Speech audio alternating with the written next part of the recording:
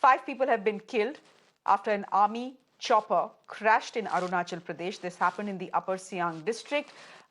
These 5 people included 2 pilots. They were on board the HAL Rudra, which is an advanced light helicopter. This is a newly inducted helicopter, just by the way, made by Hindustan Aeronautical Limited. What possibly could have gone wrong, we do not know. Is it weather? It's a question I'm going to ask my guest.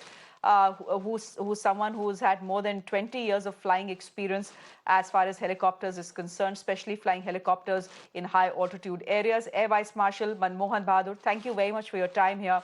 I'm looking at the pictures that are on our screens right now, and these are pictures that you have seen as well. This is a thickly forested area. This, of course, is Arunachal Pradesh, which is why this thick forest cover. These are mountains here, and we see smoke bellowing out. The pictures remind me of the pictures that had come in from Tamil Nadu when CDS General Bipin Rawat's helicopter had crashed as well. This one is a newly inducted helicopter, the HAL Rudra. What possibly could have gone wrong? Can we blame the weather, given the fact that the weather seems to be clear, at least in these pictures that we are seeing?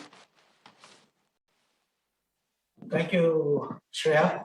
And it's really unfortunate to have another crash and so soon. We had the one in Kedarnath recently, a civil registered helicopter. And before that, so many more. The point is that it's just happened maybe 6 hours back. It's too early to even speculate. Frankly, the advantage with the Rudra would be that it's got a proper flight data recorder. And that should bring out everything that may have gone wrong in the sorting. Next is that we pointed out the terrain. The terrain, as you can see in the video, is harsh, thickly forested, and there are hills all around, and like the typical northeast area. So, whether mountain flying has got challenges of its own, especially when you are loaded, as the aircraft was, with 5 people totally, including the pilots. But the Rudra has got enough power to fly in those altitudes. So it's too early right now to even speculate what could have gone wrong. Our condolences go out to the families. It's really very tragic.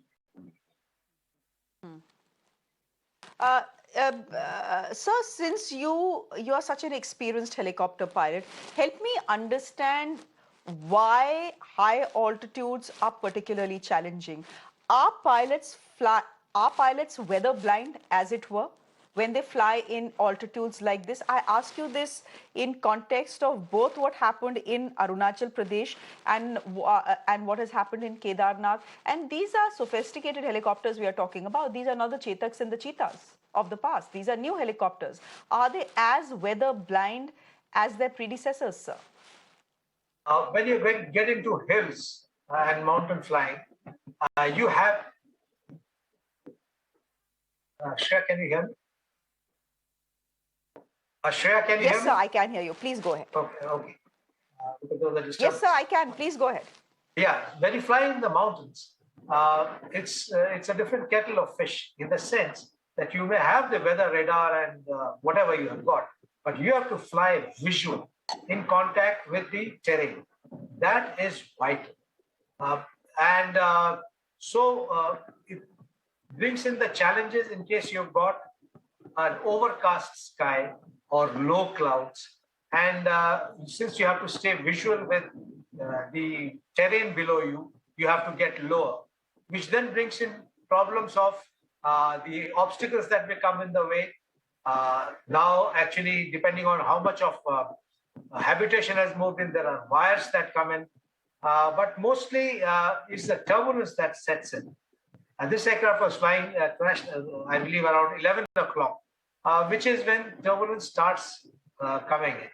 However, I'm sure all these things would have been taken into account. The other thing that happens in mountain flying, and I talked about, are they so weather blind? As I said, you may have the best of weather radars on board. You may have the best of terrain radars on board, but you have to stay visual. You cannot get onto instruments in mountainous areas the type of mountains that we have got. Why? because finally you're going from helipad to helipad. It's not like civil flying from one helipad to another. You raised the point about Kedarnath. Normally, you should have the accident in Kedarnath. Normally, you should have posts which send you weather in areas where you know that weather is fickle. So that helps to a great extent the aircrew. And then finally, it gets onto the aircrew that when they are going into a valley or into the mountains, not only they need to see ahead, which is clear. I was told when I was a youngster by my instructor, look behind. It's important to check behind in case you turn around and have to go back. The area behind you should be clear. So it's as important. So these are small tricks of the trade that come with experience. I'm sure this crew of the Rudra were very experienced, very qualified. We need to wait for the court of inquiry, and we must get to the bottom of this. Leave it there for the moment, ABM Bahadur. Always good to get your perspective. It's a perspective on something tragic that has happened. You wouldn't have expected a newly inducted Rudra to crash, but it has. What was behind this crash? Again, there's a court of inquiry that the Indian Army has already instituted. We'll possibly have details of what exactly led to this crash once that court of inquiry report is made public. Otherwise, an unfortunate Diwali for the Indian Armed Forces, especially for the families of the 5 men on board who've lost their lives. Our condolences really to them. Beyond this point, I don't think we can say anything. Thank you very much, ABM Bahadur, for joining us.